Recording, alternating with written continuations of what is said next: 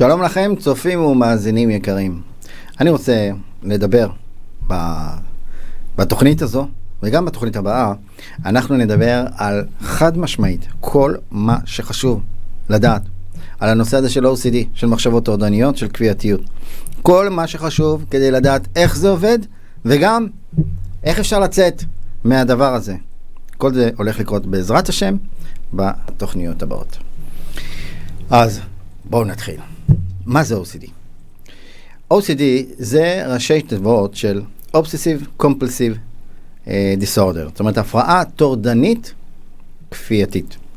זה אומר, אתם יודעים מה? בואו נדבר על הצורה הפשוטה של זה, איך שזה נראה, מה שאנשים חווים. זה יכול להיות למשל מחשבות טורדניות. כמו למשל, דברים הכי פשוטים, ניקח דוגמה, בן אדם שהתחילו מחשבות של רוצח, שימות, שיחנק, וזה משגע אותו, רגע, מה פעלי המחשבה הזו עכשיו? וזה חופר לו עכשיו. זה סוג מחשבה אחת. זה יכול להיות אין סוף מחשבות, זה 1,001 וריאציות, מחשבות מאוד מאוד מטרידות, כמו למשל שבן אדם פתאום אומר לעצמו, רק שנייה, אולי אני נמשך למשהו אחר, לא למה שצריך להימשך. אוקיי? אולי, או בן אדם שפתאום מרגיש דחף לפגוע במישהו. דחף ממש. זה מאוד מפחיד. זה יכול להיות מחשבות, זה יכול להיות תמונות, דימויים מסוימים שרצים לבן אדם בראש. זה יכול להיות דחפים. ויש את הצורה, מה שרואים בעיניים, כפייתיות. זה אומר ניקיון כפייתי, או בעצם פחד מלכלוך כפייתי, בצורה כפייתית. זה אומר פחד מזיהום בצורה כפייתית, כן? הדלת הזאת, או אני אפתח אותה ככה, או בכל מיני שיטות, כדי שלא ידבק לי חיידקים, ומי יודע, רגע, אימא'לה, אולי נגעתי פה ופה, ונהיה כך וכך, ובן אדם מתחיל כבר לחפור בראש, ויכול במשך שעות ובמשך ימים, לחשוב על איזשהו משהו שקרה, ומי יודע מה הולך לקרות מתוך הדבר הזה. וחשוב להבין שבכלל, ההפרעה הזו, אנחנו מדברים על הפרעה, אנחנו לא מדברים על משהו שהוא מעבר להפרעה, זאת אומרת, משהו שהוא, כמו שתבינו בהמשך, הוא הגיוני לחלוטין. ההופעה שלו, איך שזה קורה לבן אדם, זה לא מחלה. זה לא איזה משהו, תרשו לי לומר, לא בסדר בעבודה המוחית. כן, אנחנו רואים בבדיקות MRI שהפעילות המוחית אצל אדם שסובל מ-OCD, ברגעים האלה של המחשבות טורדניות וכאלה, כן, משהו שם עובד קצת אחרת, אבל, זה משהו שברגע שהוא מטופל, ומטופל נגיד על ידי CBT, שזו השיטה לטיפול בהפרעה הזו, בכלל לטיפול בהפרעות. אז הבן אדם לאחר מכן, המוח עובד רגיל, זאת אומרת, זה לא משהו פגום, חד משמעית צריך להבין את זה. זה בסך הכל, כמו שיראו את זה גם ב-MRI, גם שבן אדם עכשיו בלחץ מאוד מאוד מטורף, גם את זה יראו. אוקיי? באיזשהו מצב חרדתי, אבל אמיתי אפילו, לא אפילו מדומה, זה ייראה אותו הדבר. במוח. אוקיי? זה לא משהו פגום. חשוב לדעת את הדבר הזה, ואני אסביר בדיוק איך הדברים האלה נוצרים, ואפשר להבין את זה אחד ועוד אחד, הכל בסדר. וחשוב לדעת, קודם כל את הדבר הזה, כי זה משהו שהרבה פעמים אנשים שסובלים מ-OCD, בטוחים שזה, אם אני הולך להשתגע, בוא'נה, אני משוגע, כל מיני כאלה מחשבות שזה מפחיד אותם עוד יותר, וכשהם חושבים את הכיוונים האלה, זה מעצים את ההפרעה. אז כן, לא, הכל בסדר מבחינה מוחית, הכל בסדר, ויש אפשרות גם לצאת מזה. כי זה לא איזה מחלה, זה לא איזה משהו בעיה, זה כן משהו שמפריע בחיים, אבל זה לא איזה משהו פגום. אם אנחנו רוצים לדבר על האחוז של האנשים, בהמשך אני גם מביא גם סוגים יותר, אנחנו ניכנס לסוגים של ה-OCD. יש בזה כמה סוגים, כמה צורות, אפשר לראות את זה בכל מיני אופנים. ואם אנחנו מדברים בצורה עוד יותר פרטנית, זה אינסופי. אבל כן, אנחנו יכולים לסווג את זה בכמה סיווגים. מבחינת השכיחות של זה בשטח, אם אנחנו מדברים על מחקרים, אז זה נע בין 1% ל2%. וזה מבחינה סטטיסטית, מחקרית, אמפירית. אבל אם אתם שואלים אותי, להערכתי בשטח זה הרבה יותר. אולי גם לא בצורה הקלינית של זה, אבל בצורה של להפריע בחיים. ברמה שהיא לא מספיק קלינית אולי, אבל כן, ברמה שזה נוכח ומציק. או שיכול להיות אפילו, אני לא יודע, אני כן יכול להגיד לכם, אני פוגש הרבה אנשים עם חרדות, עם OCD, עם דיכאון, אני פוגש ואנחנו עובדים על הדברים האלה, ואני רואה שמבחינה סטטיסטית, זה פשוט לא משקף את הסטטיסטיקה. אנשים שסובלים מ-OCD, אני לא יודע, אולי זה מה שמגיע אליי, הם הרבה יותר נפוצים ממה שהסטטיסטיקה מדברת עליהם. אז זה פחות או יותר, שוב, אז אם אנחנו כן נצמד לנתונים היבשים, העובדתיים, המחקריים, אז אנחנו מדברים על בין 1% ל2%. שוב, זה כאלה שהם מוגדרים עם OCD בצורה קלינית, שאפשר להכניס אותם לסטטיסטיקה. אבל במציאות בשטח, תחושה שלי היא אחרת. יכול להיות שהתחושה שלי משקרת, אבל התחושה שלי היא שמדובר על הרבה יותר. הסוגים, בואו ניכנס לקצת סוגים הנושא הזה של OCD. אז יש את הבן אדם שבודק כל הזמן.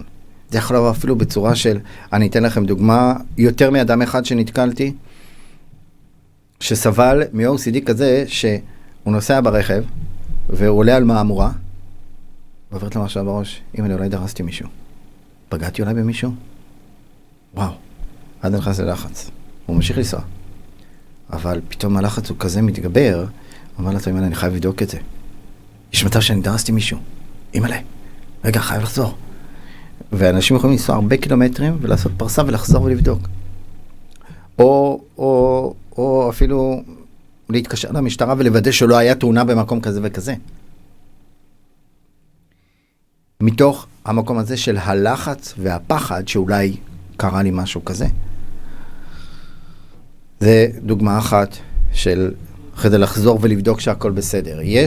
יש את הבדקנות שהיא באה לידי ביטוי כן קיביתי את הגז, לא קיביתי את הגז. נתקלתי באדם שהוא היה אפילו מסתכל ככה, אתם יודעים, בזווית כזאת, בזווית אחרת, אחרי שהוא קיבל את הגז.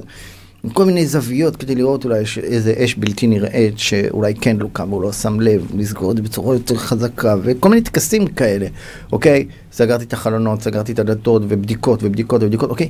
בדיקות, ובדיקות, ובדיקות. זה OCD אחד, סוג אחד של בדקנות, זה יכול לבוא בכל מיני אופנים, הזכרתי כאן כמה אופנים.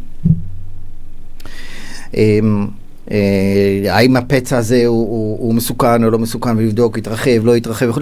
בדקנות יכולה להיות בכל מיני אופנים. הסוג הנוסף, דחפים, סוג מאוד מפחיד, אוקיי? אני חושב שבזה נתקלתי הרבה באנשים שסובלים מ-OCD אפילו אחרים, אבל מדי פעם יש להם, למשל, הוא מגיע לאיזה מקום גבוה, פתאום יש דחף לקפוץ, דחף להתאבד, דחף, כן? זה מאוד מפחיד. מאוד מפחיד הדבר הזה, התחושה של הדחף, או דחף לפגוע במישהו, או דחף לעשות מעשה לא ראוי, בציבור או לא בציבור. כל מיני דברים, וזה מאוד מפחיד, כי אנשים אומרים לעצמם, מה קורה אצלי? מה נהיה איתי? בוא'נה, אני לא כזה. מאיפה זה בא לי בכלל? מאיפה זה נולד? אנשים שחשוב להם מאוד מאוד ניקיון, אוקיי? אז הוא ילך עם כפפות. נתקלתי באדם שהלך עם מספר כפפות, עם טכניקה מאוד מסוימת, איך לגוע באיזה זה, אוקיי? זה נשמע אולי מוזר, אבל זה מבוסס על פחד של, אני לא מסוגל לגוע במשהו מלוכלך. זה כמו שאתם מבחינתכם, תיגעו עכשיו במשהו שהוא ממש ממש מזוהם, כל בן אדם סטנדרטי לא ייגע בזה. אז מבחינתו פשוט הסקאלה של הזיהום היא זזה הרבה יותר אחורה, גם לגוע, ללחוץ למישהו את היד, זה מאוד מאוד מזוהם. תחשבו, זה בסך הכל סקאלה. אז זה סוג אחד. יש אנשים שהם יימנעו גם מלחוץ יד, מחשש מזיהום, חיידקים, אימא'לה, אולי יש לו מחלה וכל מיני דברים כאלה. בסדר? יש את האובססיות התיאוריות, שזה רק מחשבתי. כמו שתיארתי למשל מקודם, מישהו שעובר לו בראש, רוצח וזהו, כל מיני דברים כאלה, אתם יודעים מה? מחשבות שעוברות לאנשים דווקא בתפילה, נתקלתי בזה כמה פעמים. אוקיי? יש בזה היגיון, כמו שאנחנו נבין בהמשך, למה זה קורה דווקא בזמנים מסוימים, בתפילה וכולי, זה מאתגר אותו. בשתי מילים אני אגיד, כי זה הדבר שהכי חשוב לו שזה לא יקרה, מבחינתו, בראש שלו, במחשבה שלו. אז בגלל זה. יש אנשים שיש להם מחשבות מסוימות, למשל על מחשבות של משהו רע, ואז הוא בטוח שאם אני חשבתי משהו רע, אז זה יקרה, אוקיי? מחשבה יוצרת מציאות, אוקיי? מכירים את האנשים שיצטטו את זה, ועכשיו, וואו, בונה, הוא יסבול מ-OCD. אימא'לה, אמרתי משהו, ועכשיו בגלל זה יקרה, כן, מה, אפילו בגמרא כתוב ככה, אפילו בזה וככה. ומסכן הבן אדם, הוא הולך כל היום בדאגות, בלחץ ובפחד. והוא עושה כל מיני פעולות כן, הוא עולה לו איזו מחשבה שלילית, ואז הוא יכול, כאילו, טוב, עכשיו אני חייב לחשוב על משהו טוב, כדי לבטל את אוקיי? כל מיני טכניקות כאלה שאנשים מפתחים מתוך המקום הזה. זה יכול להיות גם כן אגרנות בנקודה הזו, אני לא אעריך אולי יותר מדי, כן? פשוט אנשים, אספנות, כן? אנשים שהם לא גומרים לאסוף דברים, זה OCD. אנשים שיש להם גם כן טקסים דתיים, אז הוא איתו לידיים 20,000 פעם. זה משהו מאוד די נפוץ אולי שאני רואה לאחרונה. אתם יודעים, לא יודע כמה שנים, אולי 15 שנה. כשאני הייתי ילד לא היה דבר כזה, שאנשים שמניחים תפילים, יש להם מראה ומסתכלים לראות לי אישית יש מראה, בסדר? אבל אני מסתכל שנייה אחת. היות וקרה כמה פעמים שאנשים העירו לי שהתפילין לא באמצע בסדר, אז אני קניתי מראה, ואני מסתכל פעם אחת, הכל בסדר. אם אני מרגיש שמשהו זז, משכתי פה שם, לא יודע, אז אני אסתכל עוד פעם במראה, נגמר סיפור, לא, זה לוקח שנייה, חלקיק שנייה. אבל לא, יש אנשים, רואים אותם. זה טקס של 5 דקות. וזה עצוב, והבן אדם אולי אפילו לא יודע. אבל אוקיי, זה משהו כפייתי, זה לא הגיוני. אם יצא לכם לראות כזה דבר, זה לא הגיוני. זה בצורה מאוד קיצונית, אוקיי? אז זה למשל OCD שהוא על רקע דתי אפשר לקרוא לו. דרך אגב, הסטטיסטיקה, אין יותר אנשים דתיים שסובלים מ-OCD מאנשים שאינם דתיים. זה שיש OCD מסוג כזה, זה פשוט אצלו, זה יתפתח במקום הזה, זה הכר הנרחב, הקרוב יותר לעולם שלו כדי להתפתח ה-OCD, אצל מישהו אחר זה יהיה OCD אחר. הסטטיסטיקה מראה שאין הבדל מבחינת דתיים או לא דתיים, מבחינת אחוז הסובלים מ-OCD. אוקיי? אז יש את ה-OCD גם כן, הזכרנו, אלימות, זה יכול להיות דחף או פחד, שאני אגיע למקום של אלים.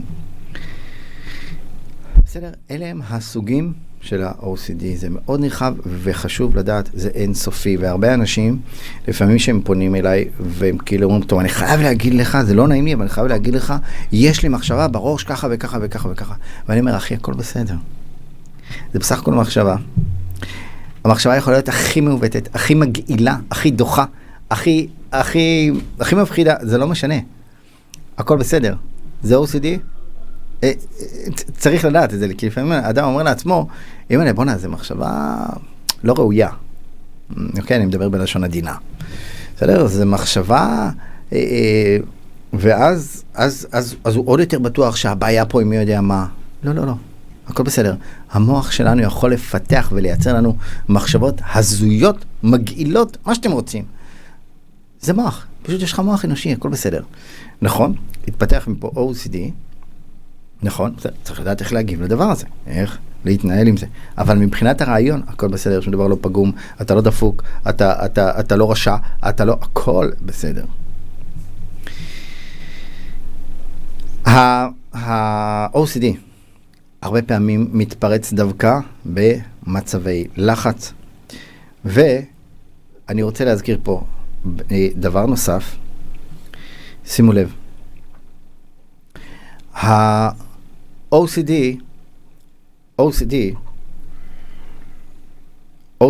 משתמר אצל אנשים מסוימים ואצל אנשים אחרים לא. פירושו של דבר ככה. מבחינת סטטיסטיקה, אצל רוב מוחלט, לדעתי 100% מהאנשים. אבל אם אנחנו מדברים מחקרית, אז מחקר אחד מדבר על 86% מהאוכלוסייה, מחקר אחר מדבר על 99% מהאוכלוסייה. אם תסתכלו על המחקרים, אז אפשר גם להבין למה ההבדל הזה. אני טוען, זה 100% מהאוכלוסייה, יש מדי פעם מחשבות טורדניות. כשאני אומר מחשבות טורדניות, אני מתכוון מחשבות מפחידות, מגעילות, הזויות, מאיפה זה נחת עליי בכלל, כל מיני מחשבות, אבל מה? אנשים אפילו שמים לב למחשבות האלה. זאת אומרת, נכנס, 5 דקות אחר כך הוא לא יזכור שעברה לו, אבל אפילו המחשבה הזו. אוקיי? המחקרים פשוט שאלו אנשים, נתנו רשימת מחשבות, כמו למשל, אני לוחץ למישהו את היד ברחוב, ובא לי לתת לו סתירה. מחשבה כזאת. מחשבה מאוד, כאילו, מוזרה, מאיפה היא באה, אוקיי? או מחשבה של, בא לי להרביץ לזקן הזה שעובר ממול. או מחשבה, כל מיני, אולי לא סגרתי את הגז. אוקיי, נתנו לאנשים רשימה של מחשבות שהן נפוצות. אנחנו מגיעים ל-99% מהאוכלוסייה, לדעתי 100% מהאוכלוסייה, שמדי פעם אומרים להם המחשבות הספציפיות האלה ששאלו אותם, יש שם ממש מדרג, מספר האחוזים, נתנו את זה לקבוצות סטודנטים, את הזה, ויש ממש אחוזים שמדי פעם מופיע להם מחשבה כזו. אז פה נשאלת השאלה הבסיסית, למה יש אנשים שמפתחים OCD, ויש אנשים שזה עובר להם בראש, שזה רוב המוחלט של האוכלוסייה, 98% מהאוכלוסייה שלא סובלים מ-OCD, זה עובר להם בראש, ואפילו לא זוכרים את זה, זה לא משפיע עליהם כלום. אז זה, מצד אחד חשוב לדעת שעצם זה שהמחשבה עוברת בראש, זה הכל בסדר. מצד שני, יש לשים לב, למה לאנשים מסוימים זה נתקע? למה לאנשים מסוימים זה לא נתקע? כי מפה יהיה לנו את המפתח כדי לפתור את הבעיה. אני אמשיך את הנקודה הזו, את הנושא הזה של ה-OCD ואיך להתנהל איתו, בעזרת השם, בפרק הבא. אני אעיר כאן נקודה נוספת שהיא קריטית. בעיניי, אני מביע את דעתי, אבל בצורה החלטית. OCD, טיפול אך ורק ב-CBT. אל תנסו דברים אחרים. אל תנסו טיפולים שהם דינמיים, מחילה מכבודכם. אני יודע שיחלקו עליי, אני יודע שיגידו שזה לא נכון. זה האמת, זה מה שעובד, זה מה שמחקרים מראים שעובד, וגם לא כל אחד שאומר שעובד עם CBT, כל הכאב, אני נתקלתי בזה, זה באמת CBT. אוקיי? אבל CBT זו התשובה ל-OCD. עד כאן בפרק הזה, בעזרת השם אנחנו נמשיך בפרק הבא. אני כן רוצה להזכיר לכם דבר שהוא חשוב. יש לי קבוצת וואטסאפ, אני אשמח שכל אחד מכם שיצטרף לקבוצה, אני מעלה שם תכנים חשובים, גם תכנים בנושאים של נפש, תכנים בנושאים של זוגיות. אז אני אתן את המספר של הטלפון שאפשר להצטרף לקבוצה. אתם יכולים פשוט לפנות למספר הזה ולבקש שיצרף אתכם. הבחור, המנהל של הקבוצה, הוא יצרף אתכם בשמחה. 055-556-3830.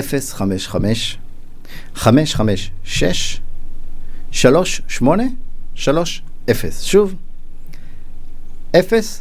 055-556-3830.